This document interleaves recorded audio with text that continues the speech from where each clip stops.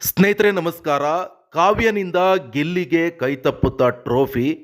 ಇದರಿಂದ ಲಾಭ ಯಾರು ಪಡ್ಕೊಳ್ತಾ ಇದ್ದಾರೆ ಅಂತ ಹೇಳಿದ್ರೆ ಅಶ್ವಿನಿ ಗೌಡ. ಯಾಕೆ ಈ ಮಾತು ಜಾಸ್ತಿ ಪ್ರಚಲಿತವಾಗಿ ಬರ್ತಾ ಇದೆ ಅಂತ ಹೇಳಿದ್ರೆ ಇಷ್ಟೇ ವೀಕ್ಷಕರೇ, ಕಾವ್ಯನಿಗೆ ಸಪೋರ್ಟ್ ಮಾಡ್ತಾ ಇದ್ದಾರೆ ಗಿಲ್ಲಿ ಫ್ಯಾನ್ಸ್ ಅವರು. ಯಾಕಂತ ಹೇಳಿದ್ರೆ 99 ಓಟನ್ನು ಗಿಲ್ಲಿಗೆ ಹಾಕೋದು ಬಿಟ್ಟು ಕಾವ್ಯ ಅವರಿಗೆ ಅರ್ಧ ಓಟನ್ನು ಹಾಕ್ತಾ ಇದ್ದಾರೆ. ಆದರೆ ಲಾಸ್ಟಲ್ಲಿ ನೋಡ್ತಾ ಹೋಗೋದಾದರೆ ಕೊನೆಯ ಹಂತದಲ್ಲಿ ಏನಾಗುತ್ತೆ ಅಂತ ಹೇಳಿದ್ರೆ 99 ಓಟನ್ನು ಕೂಡ ಗಿಲ್ಲಿಗೆ ಹಾಕಿದ್ರೆ ಗಿಲ್ಲಿ ಇಡೀ ಬಿಗ್ ಬಾಸ್ ಇತಿಹಾಸದಲ್ಲೇ ಅಂದರೆ 1ರಿಂದ 11 ಬಿಗ್ ಬಾಸ್ ಆಗಿದೆ, ಇದು 12ನೇ ಸೀಸನ್. ಈ 12ನೇ ಸೀಸನ್ನಲ್ಲಿ ದೊಡ್ಡ ಇತಿಹಾಸವನ್ನು ಸೃಷ್ಟಿ ಮಾಡ್ತಾರೆ. ಕಾರಣ ಇಷ್ಟೇ, ಇನ್ಸ್ಟಾಗ್ರಾಮ್ ಖಾತೆಯಲ್ಲಿ ಕೂಡ 10 ಲಕ್ಷ ಫಾಲೋವರ್ಸ್ ಆಗಿದ್ದಾರೆ. ಈ ಹಿಂದಿನ ಸೀಸನ್ ಯಾರೆಲ್ಲ ಗೆದ್ದಿದ್ದಾರೆ ಅವ್ರು ಯಾರು ಕೂಡ ಅಷ್ಟೊಂದು ಫಾಲೋವರ್ಸ್ ಆಗಲಿಲ್ಲ. ಎಲ್ಲ 3, 4, 5ರಲ್ಲಿ ಇದ್ದಾರೆ, 2, 1ರಲ್ಲಿ. ಆದರೆ ಗಿಲ್ಲಿ ಮಾತ್ರ 10 ಲಕ್ಷ ಫಾಲೋವರ್ಸನ್ನು ಹೊಂದಿದ್ದಾನೆ. ಕಾರಣ ಗಿಲ್ಲಿಗೆ ಇಷ್ಟೊಂದು ಫ್ಯಾನ್ಸ್ ಫಾಲೋವರ್ಸ್ ಇದ್ದಾರೆ. ಅವರೆಲ್ಲರೂ ಕೂಡ ಗಿಲ್ಲಿಗೆ ಸಪೋರ್ಟ್ ಮಾಡಿ 99 ಓಟನ್ನು ಕೂಡ ಗಿಲ್ಲಿಗೆ ಹಾಕಿದ್ರೆ ಗಿಲ್ಲಿ ಖಂಡಿತವಾಗ್ಲೂ ವಿನ್ ಆಗ್ತಾರೆ. ಇಲ್ಲದೆ ಹೋದಲ್ಲಿ ಕಾವ್ಯ ಗಿಲ್ಲಿ, ಕಾವು ಗಿಲ್ಲಿ, ಗಿಲ್ಲಿ ಕಾವ್ಯನ ಇಷ್ಟಪಡ್ತಾರೆ ಅಂತ ಹೇಳಿಬಿಟ್ಟು ಅರ್ಧ ಓಟನ್ನು ಕಾವ್ಯಂಗೆ ಹಾಕಿ ಒಂದು ಸ್ವಲ್ಪ ಓಟನ್ನು ಗಿಲ್ಲಿಗೆ ಹಾಕೋಕೆ ಹೋದರೆ ಖಂಡಿತವಾಗ್ಲೂ ಇದರ ಲಾಭ ಅಶ್ವಿನಿ ಗೌಡ ಅವರಿಗೆ ಬರುತ್ತೆ. ಯಾಕಂತ ಹೇಳಿದ್ರೆ ಅಶ್ವಿನಿ ಗೌಡ ಅವರು ಹೊರಗಡೆ ಒಳ್ಳೆ ರೀತಿಯಿಂದ ಪ್ರಚಾರವನ್ನು ಮಾಡ್ತಾ ಇದ್ದಾರೆ ಅವರ ಬೆಂಬಲಿಗರು. ಸೊ ಅಶ್ವಿನಿ ಗೌಡ ಅವರ ಫಾಲೋವರ್ಸ್ ಯಾರಿದ್ದಾರೆ ಅವರು ಅಶ್ವಿನಿ ಗೌಡ ಅವರಿಗೆ ಮಾತ್ರ 99 ಓಟನ್ನು ಹಾಕ್ತಾ ಇದ್ದಾರೆ, ಯಾರು ಕೂಡ ಧ್ರುವಂತಿಗೆ ಹಾಕೋಕೆ ಹೋಗ್ತಾ ಇಲ್ಲ. ಆದರೆ ಇಲ್ಲಿ ಏನಾಗ್ತಿದೆ ಅಂತ ಹೇಳಿದ್ರೆ ಗಿಲ್ಲಿ ಅವರ ಫ್ಯಾನ್ಸು ಆಲ್ಮೋಸ್ಟ್ ಅರ್ಧ ಓಟನ್ನು ಕಾವ್ಯಂಗೆ ಹಾಕ್ತಾ ಇದ್ರೆ ಇದನ್ನು ಆದಷ್ಟು ಬಿಡಿ, ಎಲ್ಲರೂ ಕೂಡ ಗಿಲ್ಲಿಗೆ 99 ಓಟ್ ಹಾಕಿ. ಯಾಕಂತ ಹೇಳಿದ್ರೆ ಕಾವ್ಯ ನಿಯತ್ತಿಂದ ಇದ್ದಿದ್ದೇ ಹೌದಾಗಿದ್ರೆ ಸೊ ಇದನ್ನು ಮಾಡಿದರೆ ಬೆಟರ್ ಅನಿಸ್ತಾ ಇತ್ತು. ಆದರೆ ಕಾವ್ಯ ಹೋಗ್ತಾ ಹೋಗ್ತಾ ಧನುಷ್ಗೆ ಸಪೋರ್ಟ್ ಮಾಡ್ತಾ ಇದ್ದಾರೆ ಪ್ರತಿ ಹಂತದಲ್ಲೂ ಕೂಡ. ಯಾಕಂತ ಹೇಳಿದ್ರೆ ಧನುಷ್ ಕೂಡ ಕಾವ್ಯಂಗೆ ಸಪೋರ್ಟ್ ಮಾಡ್ತಾ ಇದ್ದಾನೆ. ಯಾಕಂತ ಹೇಳಿದ್ರೆ ಗಿಲ್ಲಿ ಬಂದಂಥ ಸಂದರ್ಭದಿಂದ ಹಿಡಿದು ಇಲ್ಲಿ ತನಕ ಕೈ ಬಿಟ್ಟಿಲ್ಲ ಕಾವ್ಯಂದು. ಆದರೆ ಕಾವ್ಯ ಮಾತು ಕೇಳ್ತಾ ಇರುವಂಥದ್ದು ಧನುಷ್ದು. ಯಾಕಂತ ಹೇಳಿದ್ರೆ ಮೊನ್ನೆ ಧನುಷ್ ಹೇಳಿರುವಂತಹ ಒಂದು ಮಾತುಗಳಿಗೆ ಈಕೆ ನಂಬಿ ಗಿಲ್ಲಿ ಹತ್ರನೇ ಮಾತು ಬಿಟ್ಟಿದ್ದಾಳೆ.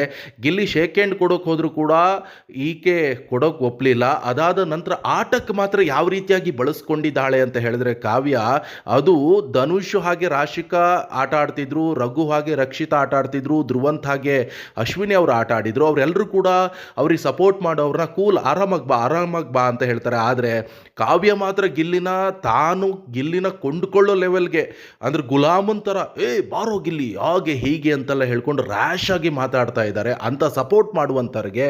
ಆದರೆ ಗಿಲ್ಲಿ ಕೊನೆಗೇನಾಯಿತು, ಆತನ ಹೆಲ್ತ್ ಕೂಡ ಹಾಳಾಯಿತು. ಸಪೋರ್ಟಿಗೆ ಬಂದಿರುವಂಥದ್ದು ರಕ್ಷಿತ. ಯಾಕಂತ ಹೇಳಿದ್ರೆ ಆತನಿಗೆ ಜ್ಯೂಸ್ ಮಾಡಿ ಕೊಟ್ಟಿರುವಂಥದ್ದು ರಕ್ಷಿತ. ಈಕೆ ಬಂದ್ಲು, ಏನಾಯಿತು ಅಂತ ದೊಡ್ಡ ಇದ್ರ ಥರ ಕೇಳಿದ್ರು. ಅದಾದ ನಂತರ ಅವನು ಇಲ್ಲ ಸ್ವಲ್ಪ ಹೀಗೆ ವಾಮಿಟ್ ಮಾಡಿದೆ ಅಂತ, ಹೌದಾ ಊಟ ಮಾಡು ಸ್ನಾನ ಮಾಡು ಅಂತ ಹೇಳ್ಬಿಟ್ಟು ಹೋದ್ಲು. ಆದರೆ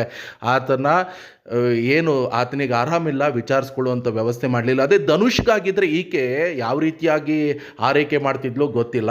ಸೊ ಪ್ರತಿ ಹಂತದಲ್ಲೂ ಕೂಡ ಧನುಷ್ಗೆ ಸಪೋರ್ಟ್ ಮಾಡ್ತಾಯಿದ್ರು, ಧನುಷ್ ಕೂಡ ಕಾವ್ಯನ್ಗೆ. ಯಾಕಂದರೆ ಈ ಹಿಂದೆ ಧನುಷ್ಗೆ ಸ್ಪಂದನ ಸಪೋರ್ಟ್ ಮಾಡ್ತಿದ್ರು, ಕಾವ್ಯ ಇಬ್ಬರು ಸಪೋರ್ಟ್ ಮಾಡ್ತಿದ್ರು. ಎಲ್ಲೂ ಕೂಡ ಬಿಟ್ಕೊಳ್ತಾ ಇಲ್ಲ ಆಯ್ತು ಇವ್ರು 3 ಜನ. ಆದರೆ ಪ್ರತಿ ಹಂತದಲ್ಲೂ ಕೂಡ ಗಿಲ್ಲಿನ ನಾಮಿನೇಟ್ ಮಾಡ್ತಾಯಿದ್ರು. ಯಾವಾಗ ಕಾವ್ಯನ ಮನೆಯವರು ಬಂದು ಹೇಳಿದ್ರು ಗಿಲ್ಲಿಗೆ ಯಾವುದೇ ಕಾರಣಕ್ಕೂ ಕೂಡ ನಾಮಿನೇಟ್ ಮಾಡಬಾರ್ದು, ನನಗಿದ್ರಿಂದ ತೊಂದರೆ ಆಗುತ್ತೆ, ಡ್ಯಾಮೇಜ್ ಆಗುತ್ತೆ ಅಂತ ಮತ್ತೆ ಗಿಲ್ಲಿಗೆ ಬಕೆಟ್ ಹಿಡ್ಕೊಂಡು ತಿರೋಗಿ ಶುರು ಮಾಡಿದ್ರು. ಆದರೆ ಗಿಲ್ಲಿ ಪ್ರತಿಯೊಬ್ಬರಲ್ಲೂ ಕೂಡ ಈಗ ಹರೀಶಾ ಅವರು ಹೊರಗಡೆ ಬಂದಂಥ ಸಂದರ್ಭದಲ್ಲಿ ಮಾಧ್ಯಮದ ಜೊತೆ ಮಾತಾಡ್ತಾ ಇದ್ರು, ಗಿಲ್ಲಿಗೆ ಆಪೋಸಿಟ್ ಆಗಿ ಯಾರು ಹೋಗ್ತಾರೋ ಅವ್ರ ವಿರುದ್ಧ ಯಾರೂ ಕೂಡ ಉಳಿಯೋಲ್ಲ ಅಂತ ಹೇಳ್ತಾ ಇದ್ರು. ಅಂದರೆ ಅಷ್ಟೊಂದು ಫ್ಯಾನ್ ಬೇಸ್ ಇದೆ. ಸೊ ಇಲ್ಲಿ ಏನಾಗ್ತಿದೆ ಅಂತ ಹೇಳಿದ್ರೆ ಗಿಲ್ಲಿಗೆ ಪಕ್ಕಾ ಉಲ್ಟಾ ಹೊಡಿತಾಳೆ ಕಾವ್ಯ ಅಂತ ಹೇಳಿದ್ಲು ರಿಷಾ. ಅದೇ ಥರ ಆಗ್ತಾ ಇದೆ. ಈ ಕಾವ್ಯಂಗೆ ಏನಾಯ್ತು ಅಂತ ಹೇಳಿದ್ರೆ ಫಿನಾಲೆ ತನಕ ಬರಬೇಕಿದ್ರು 100 ಡೇಸ್ ಅಂತೂ ಇಂತೂ ಬಂದ್ಲು. ಸೊ ಗಿಲ್ಲಿ ಒಬ್ಬ ಅಲ್ಲ ಅಂತಿದ್ದಿದ್ರೆ, ಗಿಲ್ಲಿ ಸಪೋರ್ಟ್ ಮಾಡದೆ ಹೋಗಿದ್ರೆ ಕಾವ್ಯ ಇಲ್ಲಿ ತನಕನೂ ಬರ್ತಾ ಇಲ್ಲ ಆಯಿತು. ಕಾವ್ಯ ಯಾವಾಗಲೂ ಮನೆಗೆ ಹೋಗ್ತಾ ಇದ್ರು. ಒಂದಿಷ್ಟು ಜನ ಹೇಳ್ತಾ ಇದ್ರು ಸೊ ಕಾವ್ಯ ವೇಸ್ಟು, ಕಾವ್ಯಲ್ಲಿರೋಕೆ ನಾಲಾಯಕು, ಕಾವ್ಯ ಯಾವಾಗಲೂ ಮನೆ ಹೋಗಬೇಕಿತ್ತು, ಗಿಲ್ಲಿಯಿಂದನೇ ಕಾವ್ಯ ಇದ್ದಾಳೆ. ನಿಮಗೂ ಕೂಡ ಹಾಗೆ ಅನಿಸ್ತಾ ಇದ್ರೆ ಅಂದರೆ ಗಿಲ್ಲಿಯಿಂದ ಕಾವ್ಯನಿಂದ ಯಾವುದೇ ಕಾರಣಕ್ಕೂ ಗಿಲ್ಲಿ ಅಲ್ಲ ಅನ್ನೋರಿದ್ರೆ ದಯವಿಟ್ಟು ಕಮೆಂಟ್ ಬಾಕ್ಸಲ್ಲಿ ಕಮೆಂಟ್ ಮಾಡಿ. ಜೊತೆಗೆ ನಮ್ಮ ಚಾನಲ್ಗೆ ನೀವೇನಾದರೂ ಹೊಸಬರಾಗಿದ್ದಲ್ಲಿ ದಯವಿಟ್ಟು ನಮ್ಮ ಯೂಟ್ಯೂಬ್ಗೆ ಸಬ್ಸ್ಕ್ರೈಬ್ ಆಗಿ, ಹಾಗೆ ಫೇಸ್ಬುಕ್ನಲ್ಲಿ ಫಾಲೋ ಆಗಿ. ಆದರೆ ಇನ್ನೊಂದು ವಿಚಾರ ಹೇಳಲೇಬೇಕು ವೀಕ್ಷಕರೇ, ಇವತ್ತು ರಕ್ಷಿತಾ ಅವರಿಗೆ ಕ್ಲಾಸ್ ತೆಗೆದುಕೊಳ್ತಾರೆ ಕಿಚ್ಚ ಸುದೀಪ್ ಅವರು ಕಿಚ್ಚನ ಪಂಚಾಯಿತಿಯಲ್ಲಿ. ಇದು ಎಷ್ಟರ ಮಟ್ಟಿಗೆ ಸರಿ ಅಂತ ಅರ್ಥ ಆಗ್ತಾ ಇಲ್ಲ. ಯಾಕಂತ ಹೇಳಿದ್ರೆ ಸ್ಟಾರ್ಟಿಂದ ಕೊನೆ ತನಕ ರಕ್ಷಿತಾ ಅವರು ಗಿಲ್ಲಿ ಜೊತೆ ಇದ್ದಾರೆ, ರಘು ಜೊತೆ ಇದ್ದಾರೆ. ಆದರೆ ಈ ರಾಶಿಕಾ ಮಿಡ್ಲಲ್ಲಿ ಬಂದಿರುವಂಥದ್ದು ರಘು ಜೊತೆ. ಆದರೆ ಮೊನ್ನೆ ರಘುಗೆ ಹೆಲ್ಪ್ ಮಾಡುವಂಥ ಸಂದರ್ಭದಲ್ಲಿ, ಆಟ ಆಡುವಂಥ ಸಂದರ್ಭದಲ್ಲೂ ಧನುಷ್ ಜೊತೆ ಹೋಗಿ ಆಟ ಆಡಿ ಧನುಷು ವಿನ್ ಆಗ್ತಾನೆ. ಆದರೆ ರಘುಗೆ ಸಪೋರ್ಟ್ ಮಾಡಿಲ್ಲ. ಇಲ್ಲಿ ಸಹಾಯ ಮಾಡೋಕೆ, ಮಾತಾಡೋಕೆ, ಟೈಮ್ ಪಾಸ್ ಮಾಡೋಕೆ ಮಾತ್ರ ರಘು ಬೇಕು. ಆದರೆ ರಕ್ಷಿತಾ ಹಂಗಲ್ಲ, ಸ್ಟಾರ್ಟಿಂದ ಹಿಡಿದು ಕೊನೆ ತನಕನೂ ಕೂಡ ರಕ್ಷಿತಾ ರಘು ಹಾಗೆ ಗಿಲ್ಲಿ ಜೊತೆನೇ ಇರುವಂಥದ್ದು. ಸೊ ಈಗಲೂ ಕೂಡ ಹಾಗೆ ಇದ್ದಾರೆ. ಆದರೆ ಕಿಚ್ಚ ಕ್ಲಾಸ್ ತೆಗೆದುಕೊಳ್ತಾರೆ. ಇಲ್ಲಿ ಯಾವುದು ಸಂಬಂಧ ಬಿಲ್ಡ್ ಮಾಡೋಕೆ ಬಂದಿದ್ದಲ್ಲ, ಈ ಮನೆನ ನರಕ ಮಾಡಬೇಡಿ ಹಾಗೆ ಹೀಗೆ ಅಂತಲ್ಲ, ಬಾಯಿಗೆ ಬಂದಾಗೆ ಬೈತಾರೆ ಕಿಚ್ಚ ಸುದೀಪ್ ಅವರು. ಇದು ಎಷ್ಟರ ಮಟ್ಟಿಗೆ ಸರಿ ಅಥವಾ ತಪ್ಪು, ನಿಮ್ಮ ಅಭಿಪ್ರಾಯವನ್ನು ತಪ್ಪದೇ ಕಮೆಂಟ್ ಬಾಕ್ಸಲ್ಲಿ ಮೆನ್ಷನ್ ಮಾಡಿ. ನಿಮಗೆ ಯಾವ ರೀತಿಯಾಗಿ ಆಲೋಚನೆ ಇದೆ ಅದನ್ನು ಕೂಡ ನೀವು ಕಮೆಂಟ್ ಬಾಕ್ಸಲ್ಲಿ ತಿಳಿಸಿ. ಜೊತೆಗೆ ಇನ್ನೊಂದು ಹೇಳಲೇಬೇಕು ವೀಕ್ಷಕರೇ, ಅದೇನಪ್ಪ ಅಂತ ಹೇಳಿದ್ರೆ, ಇವತ್ತು ಕಿಚ್ಚನ ಚಪ್ಪಾಳೆ ಒಬ್ರಿಗಲ್ಲ, ಇವತ್ತು ಇಬ್ಬರಿಗೆ. ಯಾಕಂತ ಹೇಳಿದ್ರೆ ಇದು ಕಿಚ್ಚನ ಕೊನೆಯ ಪಂಚಾಯಿತಿ. ಆ ಕಾರಣದಿಂದ ಕೊನೆಯ ಪಂಚಾಯಿತಿಯಲ್ಲಿ ಈಗ ಅಶ್ವಿನಿ ಗೌಡ ಹಾಗೆ ಧ್ರುವಂತ್ ಅವರಿಗೆ ಕಿಚ್ಚನ ಚಪ್ಪಾಳೆ ಸಿಗ್ತಾ ಇದೆ.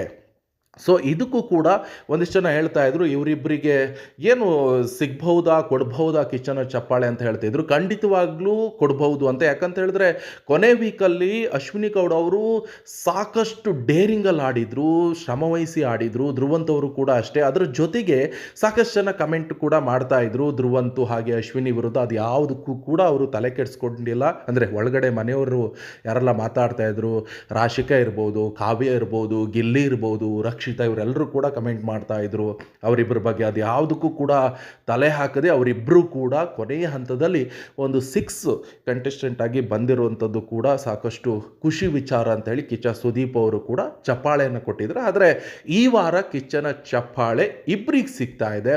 ಸೊ ಅದರ ಒಂದು ಮಾತ್ರ ಸತ್ಯ, ಇಲ್ಲಿ ಕಾವ್ಯ ಹಾಗೆ ರಾಶಿಕಿಗೆ ಇಲ್ಲಿ ತನಕ ಕಿಚ್ಚನ ಚಪ್ಪಾಳೆ ಸಿಕ್ಕಿಲ್ಲ. ಓನ್ಲಿ ರಘು ಇರ್ಬೋದು, ಹಾಗೆ ಗಿಲ್ಲಿ, ಹಾಗೆ ರಕ್ಷಿತಾ, ಧ್ರುವಂತ್ ಹಾಗೆ ಧನುಷ್ ಜೊತೆಗೆ ಈಗ ಅಶ್ವಿನಿ ಗೌಡ ಅವರಿಗೆ ಕಿಚ್ಚನ ಚಪ್ಪಾಳೆ ಸಿಕ್ಕಿರುವಂಥದ್ದು. ಅಶ್ವಿನಿ ಗೌಡ ಅವರು ಅದನ್ನೇ ಹೇಳ್ತಾ ಇದ್ರು, ತಾನು ಕ್ಯಾಪ್ಟನ್ ಅಂತೂ ಆಗಿಲ್ಲ, ತನಗೆ ಅಟ್ಲೀಸ್ಟ್ ಆದರೂ ಕಿಚ್ಚನ ಚಪ್ಪಾಳೆ ಆದರೂ ಸಿಗಬೇಕು ಅಂತ. ಕಾರಣ ಎಷ್ಟು? ಯಾಕಂದರೆ ಹೊರಗಡೆ ಒಂದಿಷ್ಟು ಹೆಸರುಗಳನ್ನು ಮಾಡ್ಕೊಂಡಿದ್ರು, ಸಂಘಟನೆಯಲ್ಲಿ ಗುರುತಿಸ್ಕೊಂಡಿದ್ರು.